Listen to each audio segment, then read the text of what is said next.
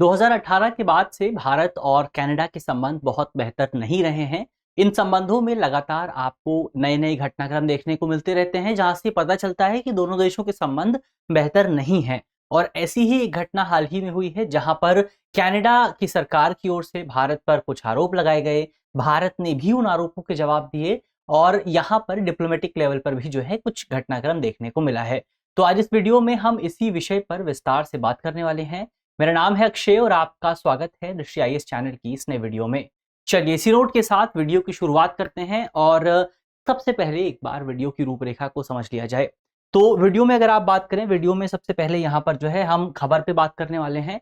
खबर पे बात करने के बाद हम एक बार जो आरोप और राजनयिक टकराव आपको देखने को मिले हैं, जो डिप्लोमेटिक टसल देखने को मिली है, उस पर बात करेंगे। फिर भारत कनाडा संबंधों के जो इंपॉर्टेंट पिलर्स रहे हैं, उन पिलर्स को देखेंगे। इसके अलावा दोनों देशों के संबंधों में जो चुनौतियां रही हैं, उन चुनौतियों पर बात करेंगे और अंत में एक सवाल पर भी चर्चा होगी। सवाल आपका प्रीलिम्स का रहने वाला है और आप कमेंट बॉक्स में उस सवाल का जवाब दे सकते हैं। इसके अलावा जो अपना पूरा टॉपिक है जीएस पेपर 2 से जुड़ा हुआ है और आप इसे अंतर्राष्ट्रीय संबंध के घटना के टॉपिक से जो है जोड़ करके देख सकते हैं। चलिए बढ़ते हैं आगे। सबसे पहले आपके लिए एक सूचना ये है कि अगर आप यूपीएससी या फिर किसी भी एग्जाम की तैयारी कर रहे हैं तो आप हमारे जो फाउंडेशन कोर्सेज हैं उनको ज्वाइन कर सकते हैं। जैसे यूपीएससी एग्जाम के फाउंडेशन कोर्स की अगर आप बात करें तो करोल बाग में हिंदी माध्यम का जो कोर्स है वो 13 नवंबर से शुरू होने वाला है। इंदौर में जो कोर्स है वो 11 नवंबर से शुरू होगा और लखनऊ का जो कोर्स है वो 18 अक्टूबर से शुरू होने वाला है। तो अगर आप इसमें से किसी भी बैच को ज्वाइन करना चाहते हैं, अगर आप करोल बाग के पास रहते हैं तो वहां पर आप ज्वाइन कर सकते हैं, इंदौर में ज्वाइन कर सकते हैं, आप लखनऊ में ज्वाइन कर सकते हैं या किसी दूसरे सेंटर पर आप जाकर के ज्वाइन कर सकते हैं, प्रयागराज में आप ज्वाइन कर सकते हैं। तो आपके लिए एक सुनहरा मौका है, यहाँ पर लाभ उठाइए, सेंटर पर विजिट कीजिए, वहां पर आपको और ज्यादा जानकारी मिल जाएगी। तो ये बेसिकली यहाँ पर हमने अपने कुछ काम की बात की। अब थोड़ा सा आगे बढ़ा जाए और खबर को एक बार देखा जाए।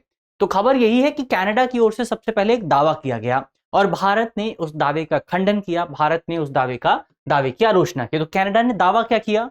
कनाडा द्वारा बेसिकली एक राजनयिक संचार भेजा गया, एक आप कह सकते हैं डिप्लोमेटिक कम्युनिकेशन भेजा गया, जिस डिप्लोमेटिक कम्युनिकेशन के माध्यम से दावा किया गया कि खालिस्तानी उग्रवादी हरदीप सिंह निज्जर की हत्या में भारतीय उच्चायुक्त और इंडियन एम्बेसी के कुछ दूसरे बड़े अधिकारी शामिल थे। तो ये आरोप जो है वो इंडियन एम्बेसडर्स पर लगाए गए हैं। इसके अलावा आरोप में यह भी कहा गया कि कनाडा में मौजूद जो भारतीय एजेंट हैं वो खालिस्तानी समर्थक तत्वों को निशाना बनाने के लिए लॉरेंस बिश्नोई गैंग का इस्तेमाल करें। तो लॉरेंस बिश्नोई गैंग का भी यहां पर आपको जिक्र देखने को मिला है। तो ये आरोप जो है भारत पर लगाए गए हैं और भारत ने इन आरोपों का सिरे से खंडन किया है। भारत ने कहा है कि आरोप बिल्कुल सही नहीं है और ये आरोप पूरी तरह से राजनीतिक तौर पर जो है प्रेरित बताए जा रहे हैं। भारत और कनाडा विवादों की बात करें तो ये एक नया घटनाक्रम यहां पर आपको देखने को मिला है और 2018 के बाद से अगर आप देखें तो भारत और कनाडा के संबंध बहुत बेहतर नहीं रहे हैं। तो ये ओवरऑल हमने यहां पर एक बार कॉन्टेक्स्ट को समझा, खबर को देख लिया है। अब आरोप और राजनयिक टकराव की अगर आप बात करें तो सबसे पहले कनाडा की ओर से आरोप लगाए गए। कनाडा ने भारतीय उच्चायुक्त संजय कुमार वर्मा और अन्य अधिकारियों को संदिग्ध के तौर पर नामित किया है। वहां पर जो है उस घटनाक्रम में उनको एक पक्ष के तौर पर शामिल किया गया है। इसके अलावा कनाडा के प्रधानमंत्री जस्टिन ट्रूडो ने संसद में आरोप लगाया कि भारतीय एजेंटों का निज्जर की हत्या में हाथ जो है शामिल था, निज्जर की हत्या में वो भी शामिल थे। तो भारत की सरकार पर प्रत्यक्ष तौर पर यहां पर आरोप लगाए गए हैं। तो ये ओवरऑल जो है आपको कनाडा की ओर से कुछ आरोप देखने को मिले। भारत की प्रतिक्रिया की अगर आप बात करें तो भारत ने इन आरोपों को सिरे से खारिज किया है, भारत ने खंडन किया है और भारत ने इन आरोपों को बेतुका और राजनीतिक रूप से प्रेरित करार दिया है और कनाडा की सरकार पर वोट बैंक की राजनीति करने का आरोप लगाया है। ये कहीं ना कहीं सही भी हो सकता है, क्योंकि अगर आप कनाडा में जस्टिन ट्रूडो की पार्टी की बात करें तो उनका जो वोटर बेस रहा है वो कहीं ना कहीं कनाडा में जो सिख कम्युनिटी है उसके बीच में बहुत बड़े वोटर बेस के तौर पर सामने आता है। तो अब इसी वजह से कई बार जस्टिस ट्रूडो पर यह आरोप लगते हैं कि वो बेसिकली कनाडा में वोट बैंक की राजनीति करते हैं और उसी राजनीति के हिस्से के तौर पर भारत के साथ वो संबंध बेहतर नहीं बनाना चाहते। तो एक तो ये आरोप यहां पर बेसिकली लगाया गया है। इसके अलावा भारत ने कनाडा के चार्ज डी अफेयर्स को तलब किया है, यानी कि जो उनका रिप्रेजेंटेशन करते हैं भारत में उनको तलब किया है और कनाडा के राजनयिकों को निष्कासित किया है। तब इसके साथ साथ वीजा पर भी, जो वीजा यहां से जारी किए जाते हैं उन पर भी प्रतिबंध लगा दिए गए हैं। तो ये ओवरऑल कुछ नए डेवलपमेंट आपको भारत और कनाडा के कॉन्टेक्स्ट में देखने को मिले हैं। तो सबसे पहले हमने इन डेवलपमेंट्स पर बात कर ली है। अब हम बढ़ते हैं आगे, खबर को देख लिया हमने, कुछ नए डेवलपमेंट देख लिए। अब भारत और कनाडा के संबंधों में प्रमुख स्तंभ क्या रहे हैं, पिलर्स क्या हैं, उन पर बात करते हैं। तो सबसे पहले राजनीतिक संबंधों की अगर आप बात करें तो भारत और कनाडा दोनों जो ही हैं वो कुछ मूल्यों को साझा करते हैं, जैसे कि लोकतंत्र के मूल्य हो गए। तो भारत और कनाडा दोनों लोकतांत्रिक देश हैं, डेमोक्रेटिक कंट्रीज हैं। इसके अलावा दोनों देश मानवाधिकारों की बात करते हैं, ह्यूमन राइट्स की बात करते हैं, तो वो भी साझा मूल्य आपको भारत और कनाडा के बीच में देखने को मिलते हैं। अब आपके लिए एक सवाल यहां पर यह है कि जो कनाडा है, कनाडा एक कॉन्स्टिट्यूशनल मोनार्की है या फिर एक रिपब्लिक कंट्री है? इसका जवाब आपको जल्दी से कमेंट बॉक्स में बताना है कि कनाडा एक कॉन्स्टिट्यूशनल मोनार्की है या फिर रिपब्लिक कंट्री है। इसको आपको कमेंट बॉक्स में जल्दी से बताना है। तो सबसे पहले हमने राजनीतिक संबंधों की बात की, तो कुछ साझा सिद्धांत आपको देखने को मिलते हैं। इकोनॉमिक कॉपरेशन की बात करें तो 2023 का डेटा यह बताता है कि भारत और कनाडा के बीच में जो व्यापार था वो 8 से 9 बिलियन डॉलर के आसपास पहुंच गया है, और तकरीबन 600 से ज्यादा कनाडाई कंपनियां जो हैं वो भारत में काम करती हैं। यानी कि इकोनॉमिक लेवल पर भी दोनों जो है बहुत बेहतर ढंग से इंटीग्रेट होते हुए नजर आते हैं। अगर प्रवासी संबंधों की बात करें तो भारत में तकरीबन 16 लाख कनाडा में तकरीबन 16 लाख भारतीय मूल के लोग आपको रहते हुए नजर आएंगे, और कई भारतीय छात्र भी कनाडा में पढ़ाई करते हैं। अगर कनाडा में पढ़ाई करने वाले टोटल इंटरनेशनल स्टूडेंट्स की आप बात करें तो उसमें से अकेले 40% जो स्टूडेंट हैं वो भारतीय स्टूडेंट होते हैं। तो वहां पर आपको जो डायस्पोरा है वो भी बहुत इंपॉर्टेंट तौर पर सामने आता है। इसके अलावा अगर रणनीतिक महत्व की बात करें, स्ट्रैटेजिक इंपॉर्टेंस की बात करें, तो कनाडा की इंडो पैसिफिक रणनीति में भारत जो है एक इंपॉर्टेंट रोल प्ले करता है। तो भारत, जब भी आप बात करेंगे इंडो पैसिफिक रीजन की, तो वहां पर भारत आपको एक इंपॉर्टेंट देश के तौर पर मिल जाएगा। तो कनाडा की जो इंडो पैसिफिक पॉलिसी है वहां पर भी भारत एक इंपॉर्टेंट कंट्री है। G20 अगर आप देखेंगे तो वो भी एक इंपॉर्टेंट जो पक्ष है वो यहां पर सामने आता है। फिर विज्ञान और प्रौद्योगिकी के क्षेत्र में सहयोग की बात करें तो दोनों देशों के बीच में एक पहल चलती है जिसका नाम है IC इम्पैक्ट। तो ये जो कार्यक्रम है, इस कार्यक्रम के तहत दोनों देश जो है स्वास्थ्य और कृषि क्षेत्र में संयुक्त तौर पर शोध करते हैं।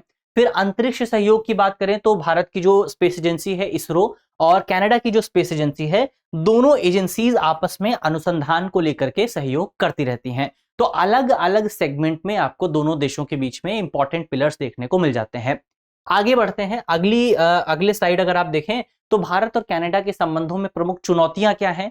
उन चुनौतियों की अगर आप बात करें तो सबसे पहली जो चुनौती है वो राजनीतिक संवेदनशीलता की है। तो कनाडा में खालिस्तानी अलगाववाद को लेकर के भारत हमेशा से चिंतित रहा है। कनाडा में कई बार भारत सरकार की ओर से कनाडा पर यह आरोप लगाया जाता है कि कनाडा की सरकार इस पूरे मुद्दे को, जो खालिस्तान का इशू है, इसको एक पॉलिटिकल इशू के तौर पर इस्तेमाल करती है, और इसकी वजह से भारत में जो है आपको और ज्यादा सेपरेटिस्ट जो भावनाएं हैं, भारत की जो भारत की इंटीग्रिटी जो है, भारत की अखंडता जो है, उस पर खतरा पैदा होता हुआ नजर आता है। तो एक तो यहां पर आपका खालिस्तानी इशू जो है वो बहुत इंपॉर्टेंट है। दूसरा, अगर आप देखें तो 2023 के आसपास, शायद 2023 या 2022 के आसपास कनाडा में घटना हुई थी जहां पर बेसिकली इंदिरा गांधी की जो हत्या की गई थी, उस हत्या को ग्लोरीफाई करके उस पूरी एक परेड निकाली गई थी, उस परेड में उस हत्या को ग्लोरीफाई करके दिखाया गया था। तो 2023 के आसपास इंदिरा गांधी की हत्या का महिमा मंडन करने वाली जो परेड थी, उस परेड ने भी दोनों देशों के संबंधों को बहुत ज्यादा प्रभावित किया था। तो ये चीज हमेशा से कनाडा और भारत की जो संबंध रहे हैं उसमें जो खालिस्तान का इशू है ये हमेशा बहुत इंपॉर्टेंट रोल प्ले करता रहा है। इसके अलावा वीजा और प्रवासन की अगर आप बात करें तो भारतीय छात्रों को कनाडा का वीजा प्राप्त करने में हमेशा से बहुत दिक्कत आती रही है। वैसे भी संख्या बहुत ज्यादा है, लेकिन अभी भी जो है अगर आप देखें तो बहुत ज्यादा दिक्कत आती है कनाडा का वीजा लेने में। इसके अलावा अंतर्राष्ट्रीय मुद्दों पर भिन्नता आपको दिखाई देती है। जैसे अगर आप देखें तो कश्मीर मुद्दे पर आपको जो है बहुत ज्यादा मतभेद आपको भारत और कनाडा के बीच में देखने को मिलता है। कनाडा वही बेसिकली अगर आप देखें तो कनाडा में, क्योंकि जो कनाडा जो है अपनी डोमेस्टिक पॉलिटिक्स में भारत में अलगाववाद का जो इशू है उसको बहुत ज्यादा इस्तेमाल करता है। इसी वजह से कनाडा का जो रुख रहता है कश्मीर के प्रति वो भी उस रुख के विपरीत है, उस पूरे विचार के विपरीत है जो कि आपको भारत में देखने को मिलता है। फिर आपका व्यापारिक विवाद अगर आप देखें तो भारत की ओर से हमेशा कनाडा की जो पल्सेस होती हैं, जो दालें होती हैं और जो कैनोल तेल होता है, उसके उत्पादों पर चिंता जो है जताई जाती रही है। तो ये एक बड़ी समस्या है। ये कुछ इंपॉर्टेंट टॉपिक्स आपको भारत और कनाडा के संबंधों में देखने को मिल जाते हैं। अब अंत में प्रश्न की अगर आप बात करें, एक यहाँ पर हमारा जो करंट अफेयर का टॉपिक है वो समाप्त होता है। अंत में एक प्रश्न आपके लिए है, प्रश्न का जवाब आपको कमेंट बॉक्स में देना है। तो हमारा प्रश्न है कि कनाडा की सीमा किन दो महासागरों से मिलती है? हमारे ऑप्शन है, ऑप्शन ए अटलांटिक और प्रशांत महासागर, ऑप्शन बी अटलांटिक और आर्कटिक महासागर, ऑप्शन सी प्रशांत और हिंद महासागर, ऑप्शन डी प्रशांत और आर्कटिक महासागर। तो इसका सही जवाब क्या है वो जल्दी से आपको कमेंट बॉक्स में बताना है। और मुझे उम्मीद है कि इस वीडियो में हमने जितने भी इंपॉर्टेंट पॉइंट्स पर बात की है वो आपको समझ में आए होंगे। अगर वीडियो अच्छी लगी है तो वीडियो को लाइक कीजिएगा, शेयर कीजिएगा, और वीडियो की जो पीडीएफ है वो आपको टेलीग्राम ग्रुप पर मिल जाएगी। तो टेलीग्राम ग्रुप से जुड़ना बिल्कुल मत भूलिएगा। मिलते हैं आपसे अगली वीडियो में, तब तक के लिए अपना ख्याल रखिए, ध्यान रखिए, पढ़ते रहिए। धन्यवाद।